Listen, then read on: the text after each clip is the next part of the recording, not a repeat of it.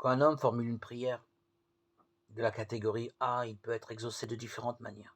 Cet homme est encore naïf et sa manière de concevoir Dieu est naturelle et inévitable à son degré d'évolution.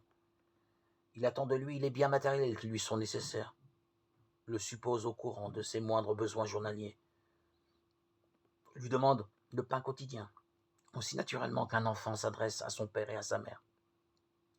Un exemple typique de ce genre de prière nous est donné par George Muller. Avant qu'il ne fût connu comme philanthrope à l'époque où il commençait son œuvre de charité, sans amis et sans argent, il priait pour obtenir la nourriture des enfants dont l'existence descendait de lui, et toujours il obtenait la somme suffisante aux besoins du moment. Qu'arrivait-il donc? La prière de ce Muller était un vif et énergique désir. Et ce désir créait une forme dont il était la vie et l'énergie directrice. Cette entité vibrante et vivante n'avait qu'une idée: il faut de l'aide, il faut du pain.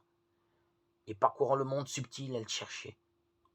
Un homme charitable désire assister les personnes dans les besoins et cherche les occasions de donner. Un homme semblable et à la forme désire ce que l'aimant est offert d'eau. Il l'attire à lui. La forme éveille en son cerveau des vibrations identiques aux siennes. Il voit une manière de mettre à exécution ses intentions charitables, signe un chèque et le met à la poste. Il va sans dire que pour ce George Muller, Dieu a mis dans le cœur d'un tel de lui donner l'assistance nécessaire. Cette explication est assurément exacte, si l'on donne aux mots leur sens profond, puisqu'il n'existe pas de vie ni d'énergie dans l'univers de Dieu qui ne procède de lui. Mais l'agent intermédiaire en vertu des lois divines a été la forme désir créée par la prière.